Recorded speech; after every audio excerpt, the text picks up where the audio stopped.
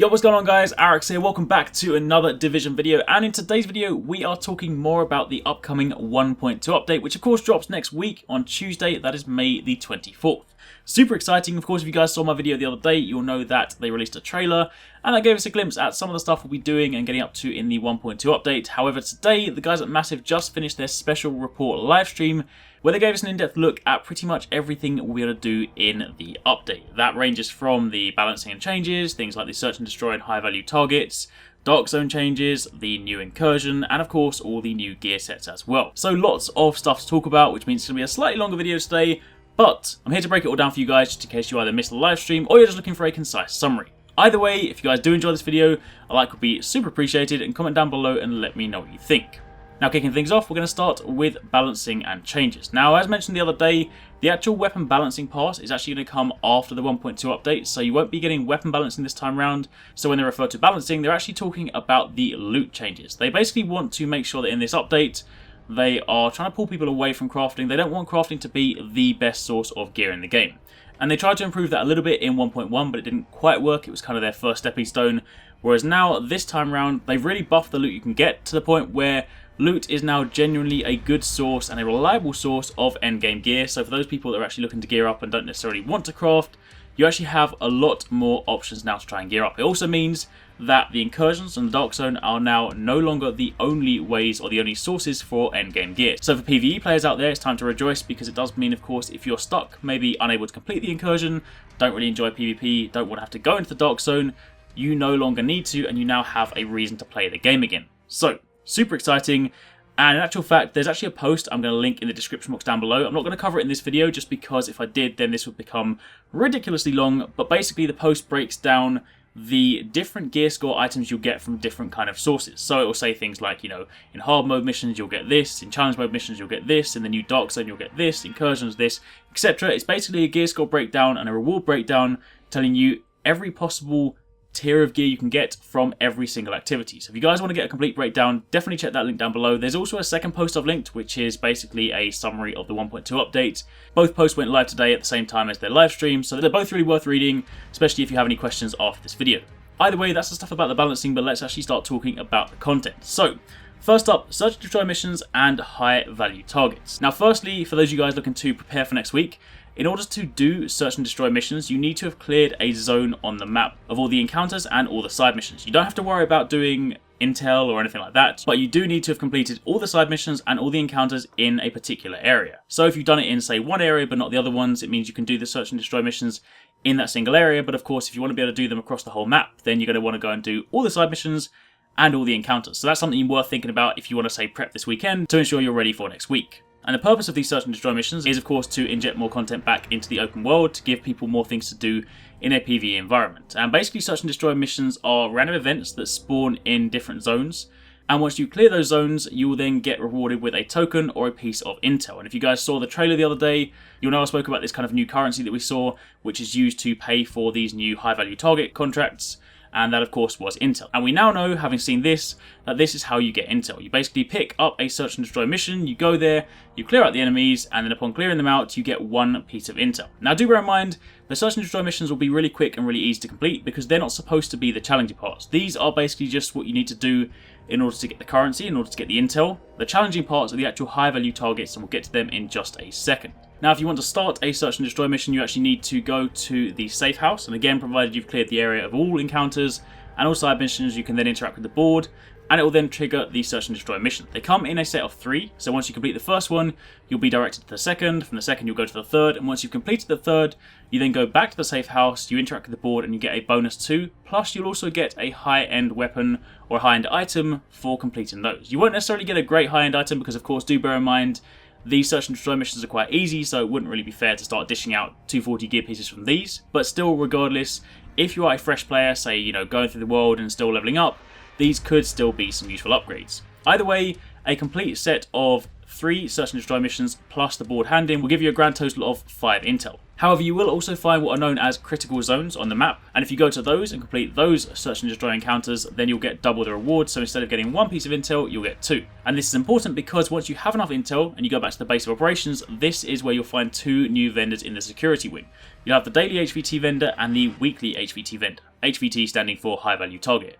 The daily targets all cost somewhere between 5 to 15 intel, whereas the weekly ones will cost anywhere from say 20 to 60 intel. So of course, if you bear in mind, on average you get 5 pieces of intel per set, per run, you're of course going to have to farm that a fair few times in order to do the weekly ones. Now the daily ones being easier and of course shorter won't necessarily give you as greater rewards as the weekly ones, so daily rewards would be things like credits or Phoenix credits, whereas if you go and look at the weekly ones, your rewards are things like weapon skins and more importantly, end game gear set pieces. So if you look at these two, for example, the 30 intel and the 60 intel high value targets, they will give you gear set pieces and those can drop up to 240. So high value targets are now a viable source of end game gear that PvE players can do outside of Incursions. So that is a super cool addition. However, do bear in mind, the weekly ones are going to be a lot more difficult, so while you could still solo them, they're ideally designed to be done with a team, because if you fail a weekly high value target, you have to buy the contract again. You can still do it again, but the point is, if you've say spent 30 minutes or an hour going and farming, say 60 intel, and you then fail or you die, you're then going to go and have to farm that 60 intel again before you can replay that mission. But of course, on the flip side, once you have actively completed it, you then have to wait until they come back the next week or the next day, depending on the target. But that, in a nutshell, are search and destroy missions and high value targets. That's one of the big new things in PvE, and given that they are scattered around the whole world, it should also inject life back into the world because of course there's a load of places that people just don't explore, and it'll give people reason to walk around the whole of Manhattan. So now let's move over to the Dark Zone, because of course this, if you guys saw the trailer, there were some concerns to do with the new extraction hijacking, so that is actually covered in this, plus there are a few more things. Kicking things off with the new Dark Zone bracket, so again as a quick reminder, there are now going to be 3 brackets. The 160 and below bracket, the 161 to 200 bracket, and the 201 plus bracket. Now the 201 plus bracket is the one they spoke about in the live stream. Again, in here you're going to find much higher level NPCs, so in Dark Zone 1 to 2, you'll be fighting level 32 NPCs, 3 to 4 you'll be fighting level 33, and 5 to 6 you'll be fighting level 34 NPCs. And of course, harder NPCs means better loot. Now when you're in the higher bracket as well, if you open up Division Tech boxes, they will only ever yield high-end Division Tech, which is really cool because of course it means you won't have to worry about converting the crappy green stuff or the blue stuff. If you're in the 201 bracket, every single Division Tech box will give you high-end. On top of that, the bosses in the 201 bracket, say right at the top in the north, if you start killing level 34 high-end bosses, they are guaranteed to drop 204 high-ends or equivalent items. So in this case, Gabe actually got a level 32 weapon mod, but they have actually drastically increased the drop rate for weapons and things like that. So if you do get a weapon from a boss, it will be 204, which means it could of course be a viable upgrade, whereas up until now, every time they drop weapons, they're like, what, 182, 193, something like that. So generally speaking, it's a straight dismantle.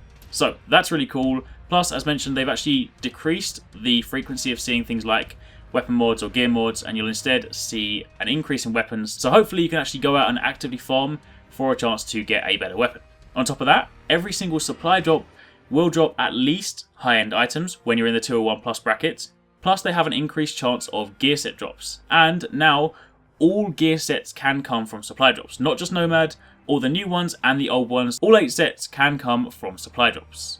Then moving on from there, let's speak about hijacking extractions. Now this is something I said in my video that I was actually looking forward to, but there were a fair few people saying, you know, this is going to ruin the Dark Zone, it's going to be impossible to extract, it's going to kind of, you know, make it so that solo players basically can't go in the Dark Zone, all that stuff like that. So they did actually address this and spoke about exactly how it works, because in the trailer it's a little bit misleading. It looks like the guy just runs up and slashes the rope and everything falls on the floor really quickly, but that's not actually how it happens. See, when you go to cut the rope, the second you interact with it, the second you actually press X or whatever it is to cut the rope, you're turned rogue, meaning someone will instantly be able to see your intentions, but also there's actually a progress bar. It actually takes around, or at least what we kind of saw from the gameplay, around 5 to 7 seconds to cut the rope. But one of the things they actually implemented, and this also applies to supply drops, to kind of stop people from just running in with survival link, if you shoot someone when they're interacting with something, it will actually stop and push back the bar. So as you can kind of see here, Gabe was trying to hijack the extraction and people were shooting him, and of course his life was going down. Now, they obviously didn't stop him here because they were trying to demonstrate the hijacking process,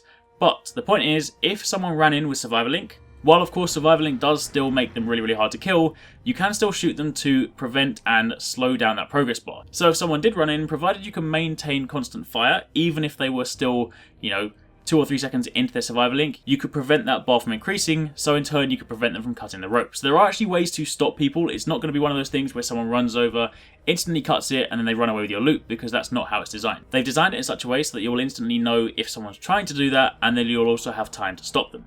And again, as mentioned, this also applies to supply drops. If someone does run in with survivor link and just ignores the enemies and opens the chest, again you can shoot them to halter and push back their progress bar. However, on the flip side, when you do successfully cut the rope, as you can see here, all the loot drops all over the extraction zone. It won't just drop in one pile so that you can just stand on it and pick it up. It will actually drop in a really wide space so that you can kind of run around, you can see all the different items, and plus it also means that because it drops so wide, if you did have someone nearby, and say you drop some of their loot, they can kind of run in and sort of grab some things before you, so it wouldn't necessarily mean you could just run in and slice the rope, take it all for yourself, and then someone has no chance. Then, moving on from there, going back to the checkpoints quickly, one thing you'll notice is that stashes have now been added to all Dark Zone checkpoints. So that does now mean if you've been extracting, your stash is full, you can simply go to the nearest checkpoint, you can go and clear it out, do all that stuff, and you don't actually have to go back to the base of operations, which is really, really cool. Plus, one of the last things they showed to do with the Dark Zone section is this new item here called a sealed cache. Now this is like a package. They come in 4 different rarities. Of course you have Specialized, which is blue, Superior, which is purple, High End, which is of course yellow, and Gear Set, which is green. And while these can drop from regular NPCs, the named NPCs, i.e. the bosses, will only ever drop the high end or the gear set caches. But these caches are considered contaminated loot, which means they do need to be extracted. But when you do extract them, they go to your stash, you can then open them up, and they actually give you a range of different items. You can see over here, for example, one of the high end ones on the right hand side, it says it will include a high end item. Plus, it will also include a range of Dark Zone funds from, say, anywhere from about 3,000 to 4,000. Plus, it'll also include a range of Division Tech, high-end Division Tech, again, ranging anywhere from, say, 2 to 5. So that basically means upon opening a package, you get an item, some credits, and also some Division Tech, which means you now have more sources for currency. But what's more, as you can see when they're actually opening up packages in the background, sometimes you'll also get a bonus item. So in the first one, they simply got a 204 weapon. The second one, they got a weapon and a weapon mod. And of course, you also have gear set packages, which can drop up to 240 pieces. This, of course, dropped at 191, but that's the nature of the game. Sometimes it's random. Sometimes you'll get good stuff, sometimes you won't. But these can drop to 40 pieces. Next up, moving on from there, we're now going to go and speak about the Incursion, Clear Sky, which is of course the new one that's right at the north of the map. You guys might have seen it. In-game at the moment, it doesn't actually have the right gear score. As mentioned before, this will be the exact same gear score requirement as Falcon Lost. So if you can do Falcon Lost, you can do Clear Sky. But of course, they're very different. And it does of course mean that if you're having trouble with one, so maybe you don't like the wave-based nature of Falcon Lost, you could then go and try Clear Sky, and it might be easier, maybe it's sort of like a different format, maybe you enjoy it better. Either way, it does give you more options. And while of course they didn't run through the whole thing, we did get to see some gameplay, and one of the most important things to note is that Clear Sky is not a wave-based activity. So the Falcon Lost one, which was of course 15 waves, sit in one place, shoot loads of things, that is not the same in Clear Sky. Incursions are designed to be like different each time, and this time round, you have a very different approach. Plus, this one also has checkpoints. It's broken into 2 sections. You have the first section, which they actually showed on stream, where you basically have to fight off different enemies and then collect some bombs from them and then plant those bombs on a door so you can blow it open so you can actually gain access to Columbus Circle because, of course, the Rikers have blocked it off.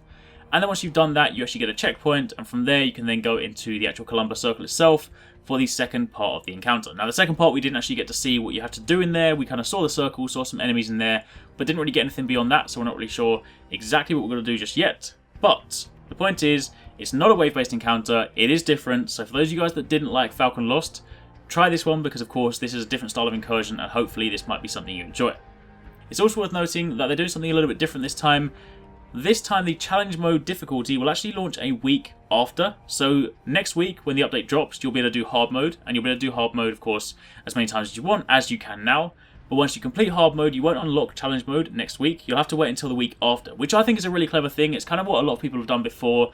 When you look at, say, Destiny, they release the hard mode version of the raid, 2-3 weeks after, something like that. And it's a really clever thing because it not only helps people to gear up. So say, for example, if people are slightly under-geared, they can do the hard mode one, back to back a few times, and then they can gear up, and that way when the challenge mode one drops, they are slightly better geared. But also it does mean that if, say, people do find a way to glitch this new incursion, they can of course mitigate the damage, because then they could say, alright, you know what, there's a glitch, we need to fix it, we're going to delay the release of challenge mode, and then of course it prevents people going through and instantly grabbing all the new gear. So it's a really clever move, something that I hope they are going to do going forward as well, because it does again mean they have a better control over the situation.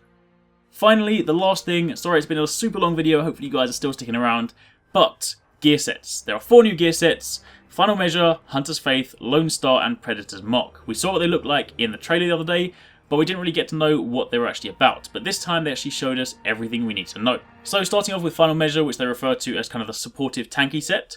Your 2-piece set bonus is plus 50% exotic damage resilience. Your 3-piece bonus is plus 15% protection from elites. And your 4-piece bonus, the gear set specific talent, makes it so that when damaging a hostile with a grenade, will allow you to gain a defuse buff. And then when you're in range of a hostile grenade, that buff is then consumed and it defuses the grenade as well as giving you a grenade. And this also works with the mortar. Now let me explain that a little bit better. Basically what it means is if you have a grenade and you throw it at an enemy and you damage them, you then gain a buff. If you then walk into the circle of a grenade, so if an enemy throws a grenade at you and you walk in and you've got that buff, you will then instantly defuse that enemy's grenade, you'll consume it, so it'll give you +1 grenade, and of course, you've removed the threat. But because they said this works with mortars, and of course both Falcon Lost and the new Incursion do have mortar strikes, then this is also really useful. Because of course it does mean if you have the buff, and say one of your teammates goes down, you can then go and revive them, and if that mortar then tries to fire on you while you have that buff while you're reviving, instead of say you having to roll out and cancel the revive, or instead of you going down as well, you'll instead defuse the mortar, which should hopefully make those mortar strikes a little less annoying. Following on from there, you have Hunter's Faith, which is seen as the Marksman Rifle set. Your 2-piece bonus is 20% Marksman Rifle critical hit damage. Your 3-piece bonus is plus 20% damage to elites. And your 4-piece unique talent is that when you hit an enemy with a bullet, it grants you temporary armor. The further you shoot, the more armor you get, and this armor then disappears after one bullet hits you. However, this talent does allow you to exceed the armor cap, so with the new 75% armor cap, if you then have this, it might even be possible to hit 100% armor. And some of you guys might say, well, why is this going to be useful? Because of course, if one bullet can simply strip that, it of course means that things like the shotgunners or things like those snipers, they won't be able to one-shot you, because of course, if you have armor prepped and you're ready, then of course it means you can firm a shot, and if you then shoot them afterwards, you can kind of keep refreshing that armor. So it definitely could have some really good uses. Moving on from there, you then have Lone Star, which they kind of call the shotgun set. Your 2-piece bonus is plus 100% ammo capacity. Your 3-piece bonus is plus 1000 LMG damage and plus 1000 shotgun damage. And your 4-piece unique talent is that when the weapon is holstered, it regains full ammo. So what this basically means is, the example they gave is if you ran this with say 3 shotguns, 1 primary, 1 secondary, and 1 as a sidearm, what you could then do is empty your shotgun in your primary slot, and then switch to your second one, empty that one, switch to your third one, and by holstering all of those, by the time you switch to the third one, the first one and the second one will of course have been reloaded, so you can then basically just keep swapping weapons and shooting, and effectively, all while you have ammo, you'll never need to actually go into the reload animation, which could be really good for both shotguns or LMGs, both of which do have some slightly lengthy reload animations. Finally, you have Predator's Mark, which is a focus on assault rifles, and your 2-piece bonus is plus 20% optimal range. Your 3-piece bonus is plus 800 assault rifle damage and plus 700 pistol damage, and your 4-piece unique talent, Predator's Mark, is that if you hit 10 shots without switching target, you'll then make the target bleed for 100% of the damage already done by those bullets. So basically, if you fire on one specific enemy and you don't move and you land 10 shots, you will then do 100% bleed of the damage you have just dealt, which is really good because if you have something like an assault rifle or even an SMG which can fire really fast, you can then easily stack up those 10 shots without too much trouble. You can stack on a bleed, and of course bleed is really good in both PvE and PvP because it stops people from running, and it's a really good crowd control method. So that, my friends, is pretty much it. It was pretty long, I apologise for that. Hopefully you guys have enjoyed the video, hopefully you stuck around to the end. If you do have any questions, by all means let me know in the comments down below. But those are some pretty cool changes. I'm definitely really hyped for next week. I'm definitely hyped for some of the stuff coming forward. Hopefully this should make PvE a lot more fun. Hopefully it should give people more things to do. I'm really hoping that this kind of revitalizes the community, because of course I know people have been a little bit annoyed at the moment with, say, the way the Dark Zone is, and of course, you know, the Incursion and whatnot, and the fact that they feel like there's not really much else to do. So genuinely hoping that this does make things a lot more fun. I'm definitely looking forward to going back and exploring the PvE open world, because it's such a cool environment, but I just never really explore it because there's never really anything to do there. So that's really cool. And of course that does kind of explain now why Massive made it so that when you kill those named enemies in the open world, they never return, because they've kind of brought them back as high value targets. Either way, that's it. I'm going to stop rambling because otherwise this will go on much longer than it needs to. So hopefully you guys enjoyed it. Again, thank you very much for watching. Take it easy. Catch you next time. Peace out.